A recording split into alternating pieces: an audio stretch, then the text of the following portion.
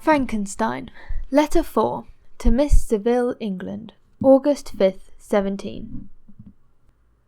So strange an accident has happened to us that I cannot forbear recording it, although it is very probable that you will see me before these papers can come into your possession. Last Monday, July 31st, we were nearly surrounded by ice, which closed in the ship on all sides, scarcely leaving her the sea room in which she floated. Our situation was somewhat dangerous, especially as we were compassed round by a very thick fog. We accordingly lay to, hoping that some change would take place in the atmosphere and weather. About 2 o'clock the mist cleared away, and we beheld, stretched out in every direction, vast and irregular plains of ice, which seemed to have no end. Some of my comrades groaned, and my own mind began to grow watchful with anxious thoughts, when a strange sight suddenly attracted our attention, and diverted our solicitude from our own situation. We perceived a low carriage, fixed on a sledge and drawn by dogs, pass on towards the north, at the distance of 1/2 mile. A being which had the shape of a man, but apparently of gigantic stature, sat in the sledge and guided the dogs. We watched the rapid process of the traveller with our telescopes until he was lost among the distant inequalities of the ice. This appearance excited our unqualified wonder. We were, as we believed, many 100 miles away from any land, but this apparition seemed to denote that it was not, in reality, so distant as we had supposed. Shut in, however, by ice, it was impossible to follow his track, which we had observed with the greatest attention. About 2 hours after this occurrence, we heard the ground sea, and before night the ice broke and freed our ship. We, however, lay to until the morning, fearing to encounter in the dark those large loose masses which float about after the breaking up of the ice. I profited of this time to rest for a few hours. In the morning, however, as soon as it was light, I went upon deck and found all the sailors busy on one side of the vessel, apparently talking to someone in the sea. It was, in fact, a sledge, like that we had seen before, which had drifted towards us in the night on a large fragment of ice. Only one dog remained alive, but there was a human being within it whom the sailors were persuading to enter the vessel. He was not, as the other traveller seemed to be, a savage inhabitant of some undiscovered land, but a European. When I appeared on deck, the master said, "Here is our captain, and he will not allow you to perish on the open sea." Once perceiving me, the stranger addressed me in English, although with a foreign accent. "Before I come on board your vessel," said he, "will you have the kindness to inform me whither you are aboard?" You may conceive my astonishment on hearing such a question addressed to me from a man on the brink of destruction, and to whom I should have supposed that my vessel would have been a resource which he would not have exchanged for the most precious wealth the earth can afford. I replied, however, that we were on a voyage of discovery towards the northern pole. Upon hearing this, he appeared satisfied, and consented to come aboard. Good God! Margaret, if you had seen the man who thus capitulated for his safety, your surprise would have been boundless. His limbs were nearly frozen, and his body dreadfully emaciated by fatigue and suffering. I never saw a man in so wretched a condition. We attempted to carry him into the cabin, but as soon as he had quitted the fresh air he fainted. We accordingly brought him back to the deck, and restored him to animation by rubbing him with brandy and forcing him to swallow a small quantity. As soon as he showed signs of life, we wrapped him up in blankets and placed him near the chimney of the kitchen stove. By slow degrees he recovered, and ate a little soup, which restored him wonderfully. 2 days passed in this manner before he was able to speak, and I often feared that his sufferings had deprived him from understanding. When he had in some measure recovered, I removed him to my own cabin, and attended on him as much as my duty would permit. I never saw a more interesting creature. His eyes have genuinely an expression of wildness and even madness. But there are moments when, if anyone performs an act of kindness towards him, or does him the most trifling service, his whole countenance is lightened up, as if it were with a beam of benevolence and sweetness that I never saw equalled. But he is genuinely melancholy and despairing, and sometimes he gnashes his teeth, as if impatient of the weight of woes that oppress him.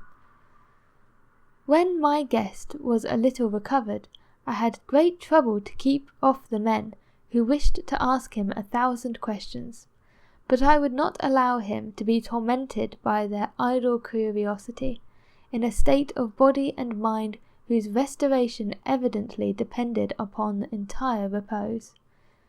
Once, however, the lieutenant asked why he had come so far upon the ice in so strange a vehicle. His countenance instantly assumed as an aspect of the deepest gloom, and he replied, "To seek one who fled from me." "And did the man who you pursued travel in the same fashion?" "Yes." "Then I fancy we have seen him, for the day before we picked you up we saw some dogs drawing a sledge, with a man in it across the ice." This aroused the stranger's attention, and he asked a multitude of questions concerning the route which the demon, as he called him, had pursued. Soon after, when he was alone with me, he said, "I have, doubtless, excited your curiosity, as well as that of these good people, but you are too considerate to make inquiries. Certainly, it would indeed be very impertinent and inhuman in me to trouble you with any inquisitiveness of mine. And yet you rescue me from a strange and perilous situation. You have benevolently restored me to life." Soon after this, he inquired if I thought that the breaking up of the ice had destroyed the other sledge. I replied that I could not answer with any degree of certainty, for the ice had not broken up until near midnight, and the traveller might have arrived at a place of safety before that time, but of this I could not judge. From this time a new spirit of life animated the decaying frame of the stranger. He manifested the great eagerness to be upon deck to watch for the sledge, which had before appeared. But I have persuaded him to remain in the carriage, for he is far too weak to sustain the rawness of the atmosphere. I have promised that someone should watch for him and give him instant notice if any new object should appear in sight. Such is my journal of what relates to this strange occurrence up to the present day. The stranger has gradually improved in health, but is very silent and appears uneasy when anyone except myself enters his cabin. Yet his manners are so conciliating and gentle that the sailors are all interested in him, although they have had very little communication with him. For my own part, I begin to love him as a brother, and his constant and deep grief fills me with sympathy and compassion. He must have been a noble creature in his better days, being even now, in wreck, so attractive and amiable. I said in one of my letters, my dear Margaret, that I should find no friend on the wide ocean, and yet I have found a man who, before his spirit had been broken by misery, I should have been happy to have possessed as a brother of my heart. I shall continue my journal concerning the stranger at intervals, should I have any fresh incidents to record. August 13th, 17. My affection for my guest increases every day. He excites at once my admiration and my pity to an astonishing degree. How can I see so noble a creature destroyed by misery without feeling the most poignant grief? He is so gentle, yet so wise. His mind is so cultivated, and when he speaks, although his words are culled with the choicest art, yet they flow with the rapidity and unparalleled eloquence. He is now much recovered from his illness, and is continually on the deck, apparently watching for the sledge that preceded his own. Yet, although unhappy, he is not so utterly occupied by his own misery, but that he interests himself deeply in the projects of others. He has frequently conversed with me on mine, which I have communicated to him without disguise. He entered attentively into all my arguments in favour for my eventual success, and into every minute detail of the measures I had taken to secure it. I was easily led by the sympathy which he evinced to use the language of my heart, to give utterance to furtherance of my enterprise. One man's life or death were but a small price to pay for the acquirement of the knowledge which I sought, for the dominion I should acquire and transmit over the elemental foes of our race. As I spoke, a dark gloom spread over my listener's countenance. At first I perceived that he tried to suppress his emotions. He placed his hands before his eyes, and my voice quivered and failed me as I beheld tears trickle fast from between his fingers. A groan burst from his heaving breast. I paused. At length he spoke in broken accent. "Unhappy man, do you share my madness? Have you drunk also of the intoxicating draught? Hear me, let me reveal my tale, and you will dash the cup from your lips." Such words, you may imagine, strongly excited my curiosity, but the paroxysm of grief that had seized the stranger overcame his weakened powers, and many hours of repose and tranquil conversation were necessary to restore his composure.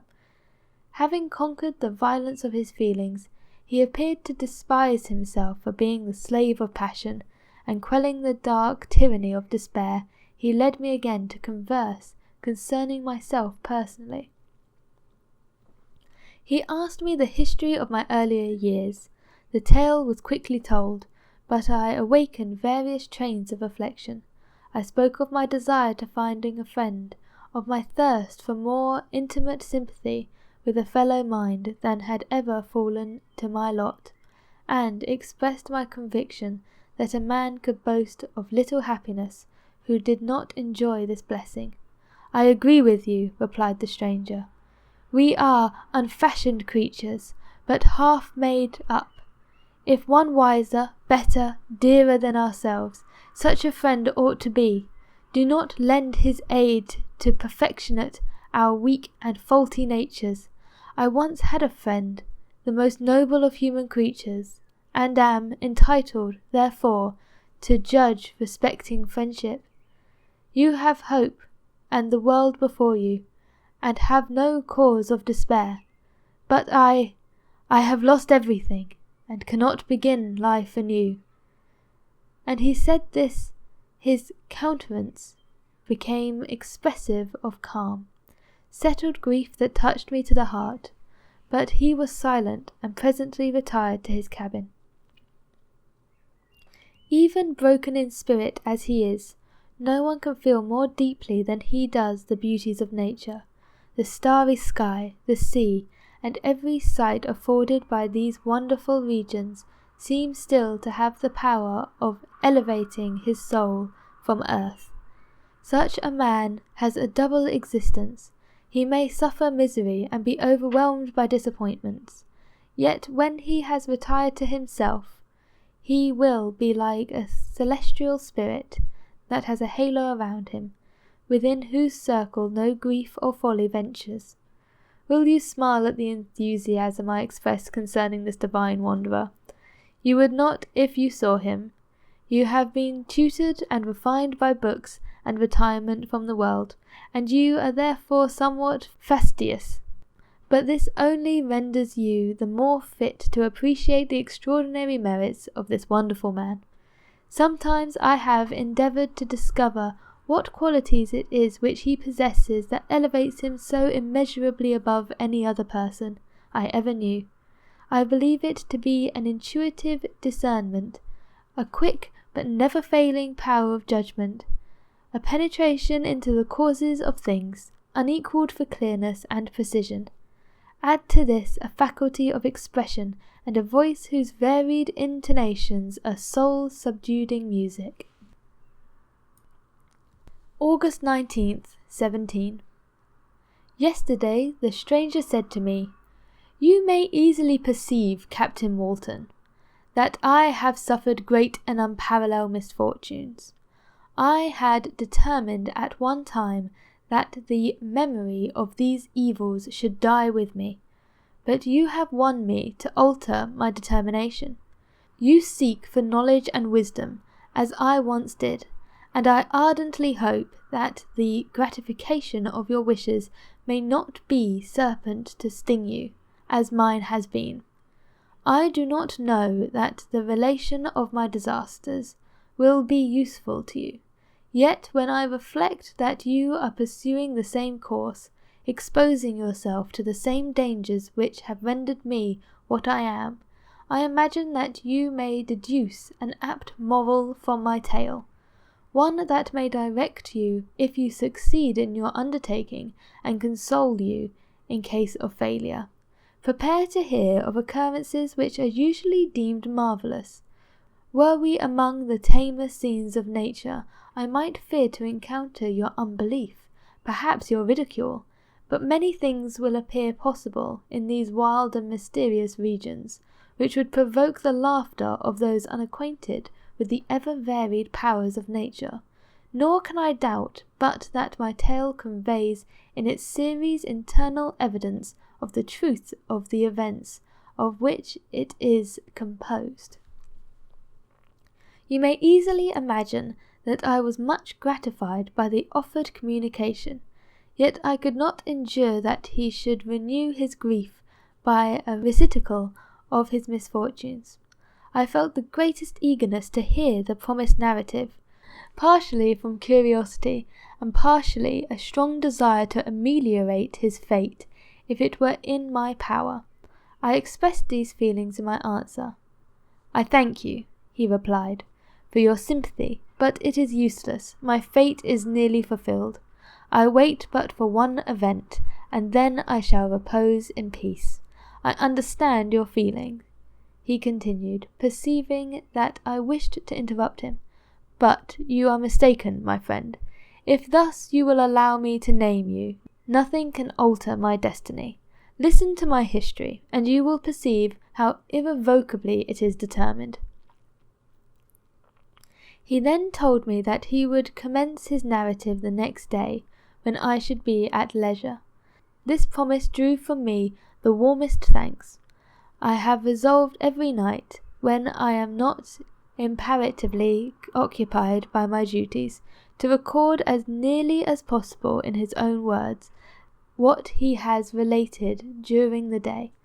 If I should be engaged, I will at least make notes. This manuscript will doubtless afford you the greatest pleasure, but to me, who know him, and who hear it from his own lips, with that interest and sympathy shall I read it in some future day. Even now, as I commence my task, his full-toned voice swells in my ears, his lustrous eyes dwell on me with all their melancholy sweetness. I see his thin hand raised in animation, while the lineaments of his face are irritated by the soul within. Strange and harrowing must be his story, frightful the storm which embraced the gallant vessel on its course and wrecked it thus.